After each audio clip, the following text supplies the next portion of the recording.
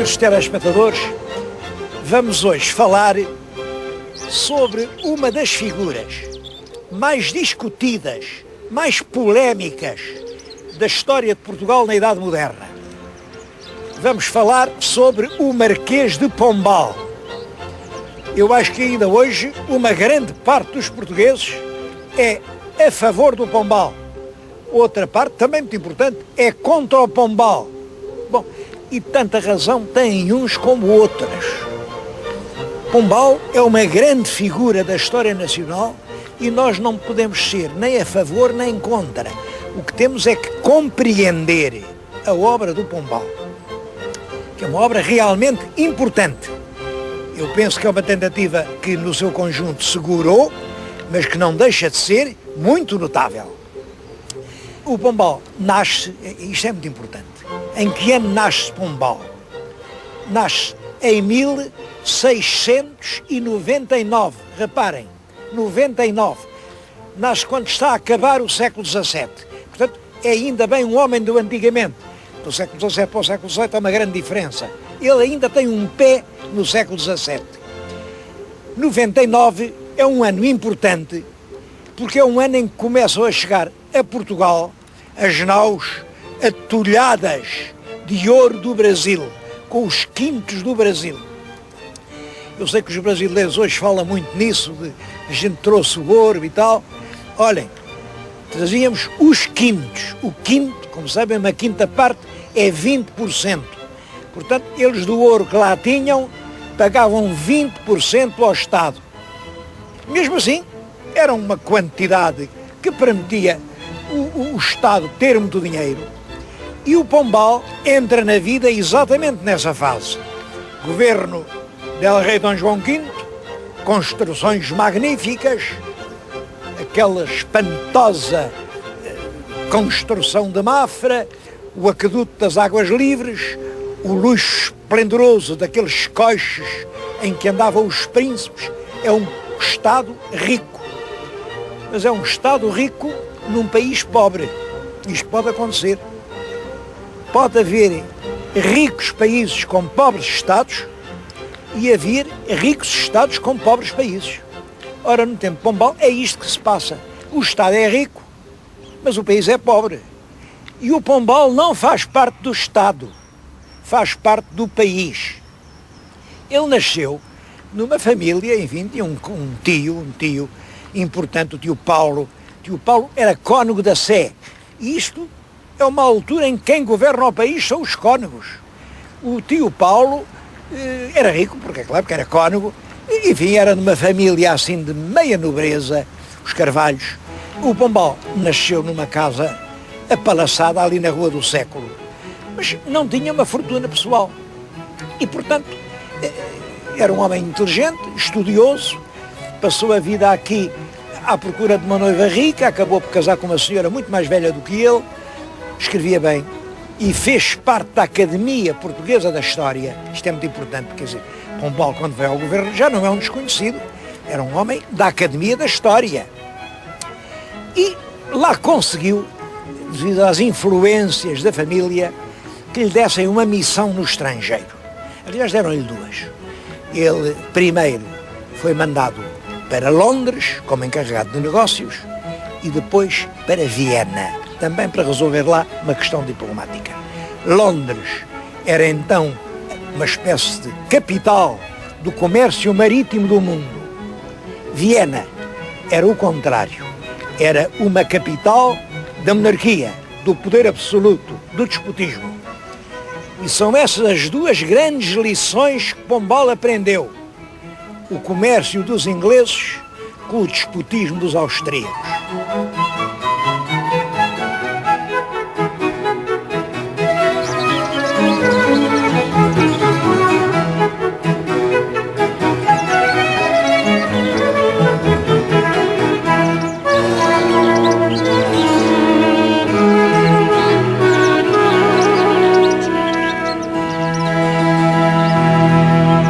Sebastião José, o nome que lhe dava os fidalgos era só esse, o Sebastião José.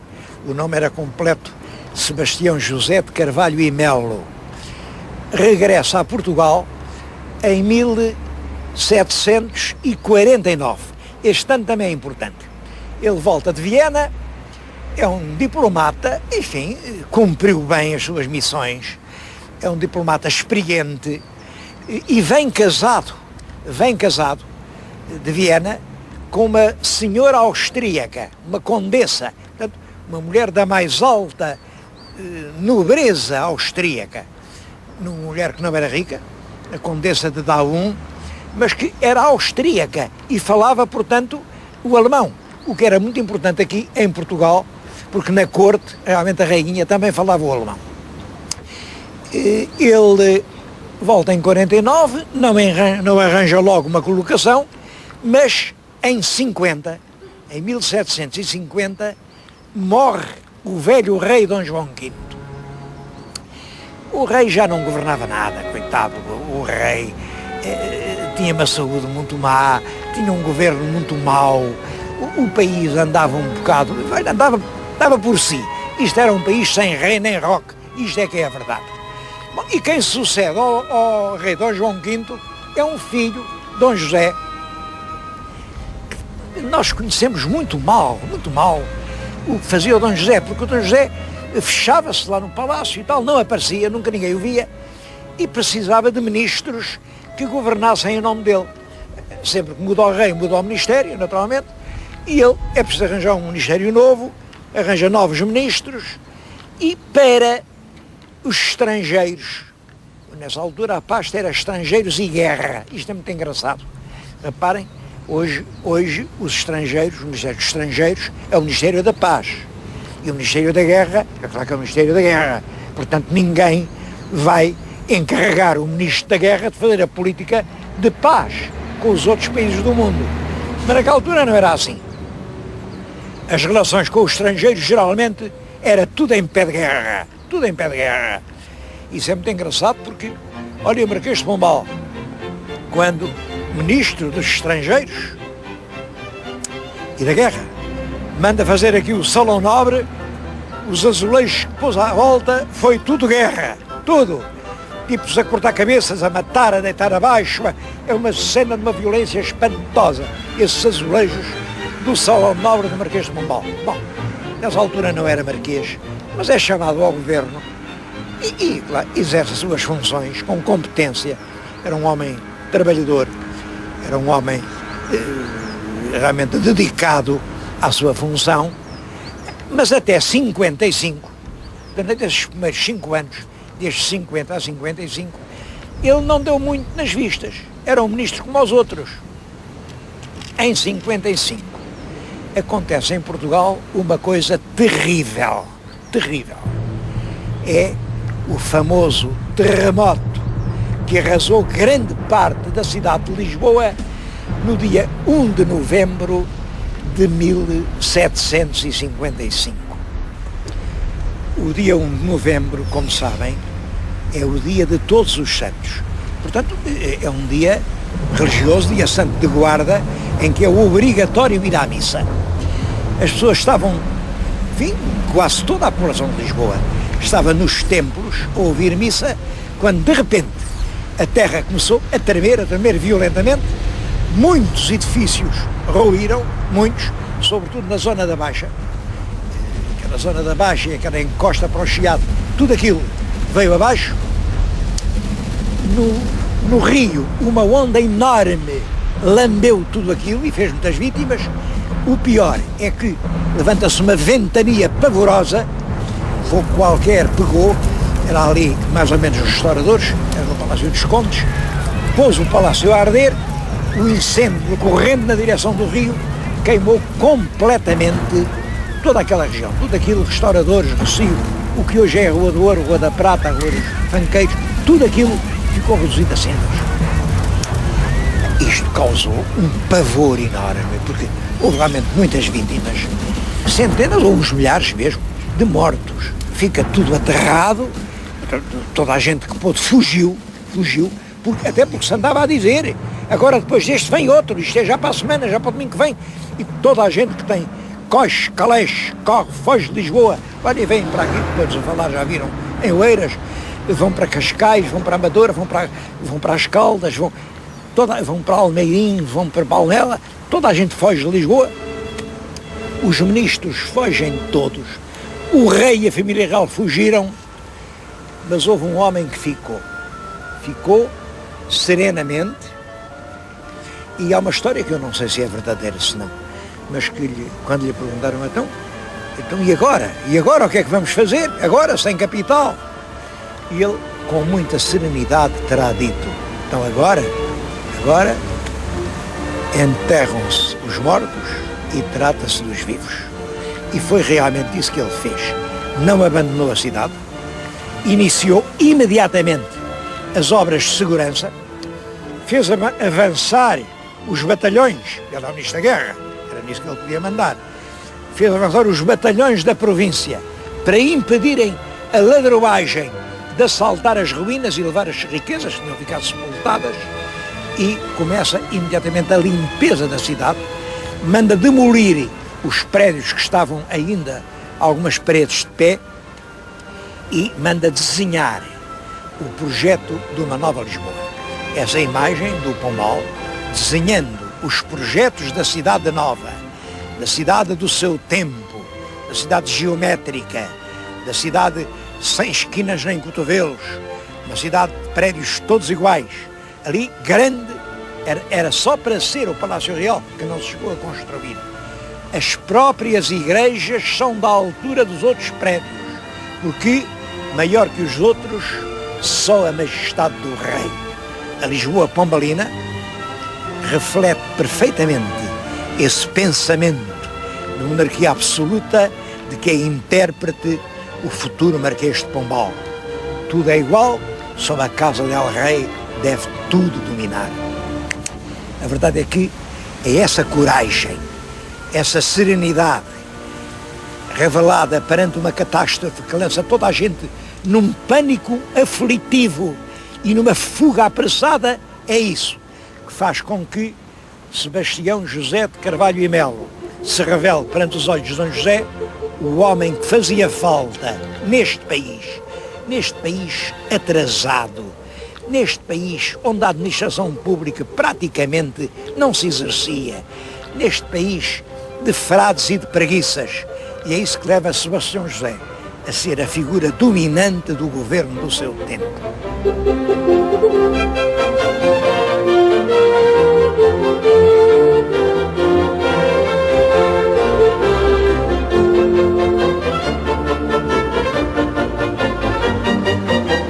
É claro que a firmeza deste homem dá-lhe um grande prestígio. E no dia 7 de junho de 1759, o rei faz do Sebastião José Conde de Oeiras. É o primeiro título que ele tem, é extraordinário, pegar naquele fidalgo, assim de pequena província, fazer o Conde de Oeiras. Oeiras porquê? Bom, porque aqui em Oeiras, já o tal tio dele, o tal tio que era cônego, já tinha aqui umas quintas, já tinha começado umas obras, mas é a partir de 59 que o homem que manda tudo em Portugal tem o título de Conde de Oeiras. Eu falei em 7 de junho por esta razão curiosa. Ainda hoje, aqui no Concelho de Oeiras, o feriado municipal é no dia 7 de junho. Porquê? Porque é no dia 7 que Sebastião José é feito conde. Vejam a força da história. Esta simples nomeação, que hoje passaria despercebida, 7 de junho, ainda hoje, é o feriado municipal aqui no Concelho de Oeiras. Estou-lhes a falar junto de uma cascata. Isto tinha um jardim muito grande, muito bonito. Ele fez aqui umas cascatas artificiais. Mas esta cascata, que é notável, tem ali uma estátua de Neptuno, e à volta tem 4 figuras de poetas. Isso é importante, porque são os poetas pelos quais Pombal tinha maior admiração. Isso mostra-nos o que era a formação de Pombal. Tem além um Homero, que é um poeta lendário, como sabem, depois o Virgílio, o grande autor da Eneida, depois o Camões, o autor dos Lusíadas, e a estátua é de Machado de Castro. Isto é um tesouro, sabermos como Machado de Castro via o nosso Camões e depois o Taço. Estas 4 estátuas marcavam aqui a cascata dos poetas. É uma das últimas obras do Marquês de Pombal. Ela foi feita já nos anos 70, quando ele trouxe aqui o rei. O rei já estava muito doente, coitado, estava obeso, e dizia-se que as águas do Estoril faziam muito bem. Mas então como é que um homem ia de Lisboa até ao Estoril? Isso era impossível. Então quem é que aguentava essa caminhada? Portanto, para a Sua Majestade não ter que fazer um caminho tão grande de Lisboa ao Estoril, ficou aqui hospedado na casa do seu primeiro-ministro e era daqui, a partir daqui, que ele ia a águas no Estoril. Bom, é nessa altura que se fazem muitas obras, isto era para... À noite o rei divertia-se, estas cascatas brilhavam, tudo isto tinha luz. Bom, mas isto é para lhes falar na obra a que o Marquês mete mãos. O Marquês pretende, primeiro, dar força ao Estado. Um país em que o Estado não governa é como um navio que não tem leme. Vai para onde os ventos o levam. E ele quis pôr um leme a Portugal, um leme firme. Aqui, quem manda é o rei. É claro, o rei era o Dom José e, portanto, o Dom José não mandava nada, porque era um homem sem personalidade definida, adorava muito os prazeres, tinha muitas amigas, uma aqui, outra ali, outra acolá, comia muito bem. Quem mandava pelo rei era o Marquês, mas o Marquês nunca falou no seu poder, falou sempre na autoridade real, e quem representava a autoridade real era El Rei. É claro que para isso era preciso destruir os obstáculos que podiam limitar a autoridade do rei, e esses obstáculos, na opinião do Marquês de Pombal, e neste ponto eu acho que ele se enganou, esses obstáculos eram 3. Eram as 3 classes que ele tinha aprendido na escola: clero, nobreza e povo. Bom, para isso era preciso destruir o poder do clero, o poder da nobreza e o poder do povo. Quanto ao clero, ele resolveu isso com a expulsão dos jesuítas. Os jesuítas tinham um imenso poder, basta que lhes diga que eram eles quem confessava ao rei, quem confessava a rainha, quem confessava os irmãos do rei e da rainha, enfim, e quem tem a confissão e dá conselhos espirituais. Nessa altura o confessor era o conselheiro espiritual. Reparem que força isto lhes dava. Sabiam todos os segredos. Pombal expulsa-os brutalmente, expulsa-os todos. É claro que havia uma parte em que realmente a presença deles se opunha a um progresso do país. Eles realmente eram muito conservadores e, enfim, mantinham aqui o saber dogmático e teológico anterior à Revolução Cultural do século XVIII. E nesse sentido, claro que retirar-lhes o poder que eles tinham era útil. Era preciso isso para fazer progredir o país. Mas num outro sentido, eles tinham um monopólio, quer dizer, só eles é que tinham nas mãos o ensino secundário e tinham colégios enormes em todas as grandes cidades do país. E como ele os mandou a todos embora, sem distinguir entre uns e outros, o país ficou durante perto de 30 anos sem ensino secundário. É certo que ele arranjou aquela reforma dos mestres, enfim, que lá ensinam, mas eram meia dúzia, ele não arranjou pessoal, não conseguiu pessoal. Ele criou um colégio dos nobres aqui em Lisboa, para os nobres estudarem, mas esse colégio também teve grandes dificuldades e nunca conseguiu funcionar em cheio, e de facto o corte brutal, súbito, o ensino secundário dentro do país veio a criar um vácuo cultural que teve os efeitos mais negativos sob o ponto de vista do desenvolvimento global do país. Bom, mas enfim, acabou com os jesuítas e aí quem mandava no rei já não eram os espadas da companhia, era ele. Ficavam os nobres. Ele, quanto aos nobres, resolve o problema com o famoso processo dos Távoras. O processo dos Távoras é uma coisa muito falada. Realmente parece que houve um atentado contra o Dom José. Alguém deu uns tiros no Dom José, quando o Dom José, assim, noite morta, quando a rainha já estava a dormir, saía do palácio para ir visitar uma amiga que tinha, que era a Marquesinha Nova de Távora, uma linda rapariga, e o rei à noite encontrava-se com ela. Alguém deu uns tiros na carruagem do rei e partiu um braço ao rei. Isso ainda hoje é profundamente misterioso. Pombal anda meses a investigar, sem prender ninguém, e de repente diz, foram os Távoras, manda prender o Duque de Aveiro, que era sogro do Marquês de Távora. O Marquês de Távora era o mais ilustre fidalgo do país, depois do Mol, claro. Manda prender a família toda, há dezenas e dezenas de prisões, há um processo atabalhoado. É uma vergonha que os juízes tenham aceito aquela forma de fazer prova.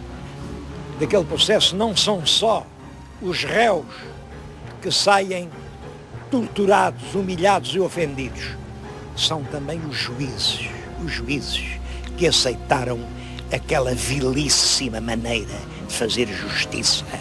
É um horror.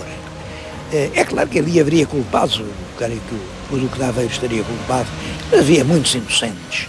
A gente vê que as confissões são extorquidas pela tortura e que houve gente que morreu no patíbulo de Belém sem ter confessado coisa alguma.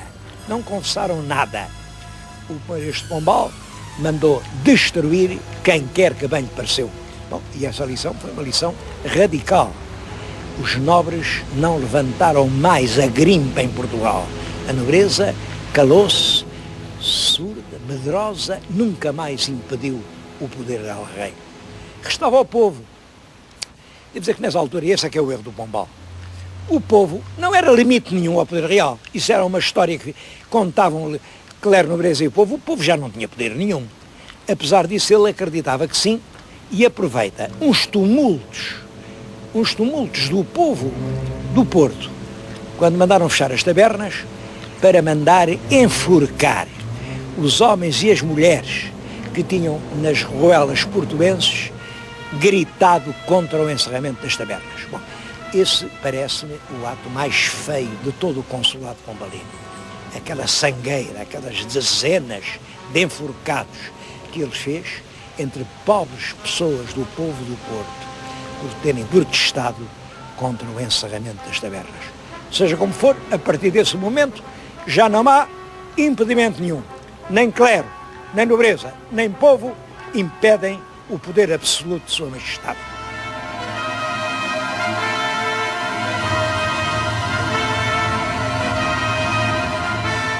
E é então que Sebastião José lança mãos à sua obra. Ele tinha estado em Inglaterra e tinha admirado aquele povo trabalhador, de marinheiros, de construtores, e o que ele pretende é isto, é transformar este Portugal que ele tinha, um Portugal de fidalgotes, de marialvas, de ociosos que não faziam coisa nenhuma, num país de empresários, de artífices, de produtores. É isso que ele, com uma força extraordinária, tenta durante toda a década de 60. É claro que ele esteve no poder 27 anos, e 27 anos são pouco para uma obra tão grande. O rei morreu em 1777. Nesse mesmo ano, é claro, essa política enérgica tinha-lhe granjeado inúmeros inimigos, e a rainha mandou-o embora, e ele foi acabar a sua vida em Pombal. Para mim, o erro de Pombal foi o método que ele usou. Um fidalgo que foi visitar a Pombal, já depois de ele estar deposto, o Marquês de Châtelet, falou com ele e ele disse-lhe, mas sabe, acusam de uma certa brutalidade nos métodos que usou, e Pombal respondeu, sabe, neste país as coisas ou se fazem a chicote ou ninguém consegue fazê-las. Esse foi o grande erro de Pombal. Este país que nós somos, este país cheio de qualidades, este país não aguenta o chicote. Este país tem que se fazer a partir da escola. E foi isso o que o grande Pombal não entendeu.